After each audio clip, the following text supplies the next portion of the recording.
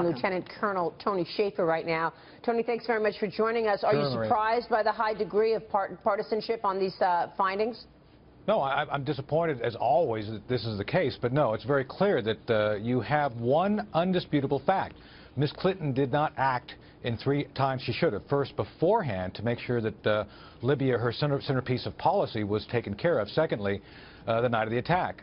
It's very clear, Maria, that she did not work to be aggressive and clear in trying to send a response. And third, after the fact, as Catherine just pointed out in her report, the deputies meeting that night, before the attack was done, Maria, they were now concocting the narrative they were going to use. And keep in mind, Ambassador Stevens was probably alive at that point. So the Democrats saying that there was no response possible by DOD is, again, false. I've talked to sources on the inside. Panetta was ready to roll. He actually talked about the fact they had DOD resources ready to roll. So the whole narrative on the Democrat side is completely false and designed to give Ms. Clinton some sort of a pass to say, yeah, she was in charge, but it wasn't her fault.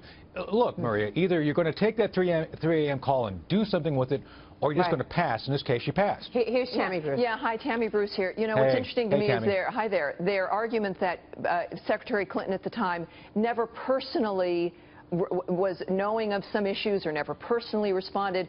But isn't that the way that it's established? We know that Ambassador Stevens also never had her email address. Right. It's interesting that she seems to have been protected in a certain way to be able to say that she never personally intervened or issued an order. But isn't that kind of the structure of what we would expect with a team of people who are supposed to be addressing this?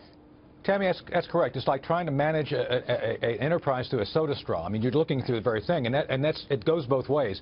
If you're not personally involved, that means you can't personally get things done. And also, in reverse here, they protected her for purposes of making sure politically it didn't come back on her. Well, that's not leadership. That's dodging your responsibility. So this is, again, a pattern. It's a pattern of if it's good, I want to take credit. If it's not good, I have no idea what's going on here. And let's keep in mind, Tammy, she said over and over again, I didn't know this, I had no idea. That's not emblematic of a good leader. And a good leader says, hey, this is what I thought, this is what I was trying to do. And again, beforehand, before the attack, there was adequate proof, multiple intelligence reports, multiple requests for support that Benghazi was in jeopardy. And heck, the British had already shut down their mission there because of the threat. Is this going to impact the White House race, do you think?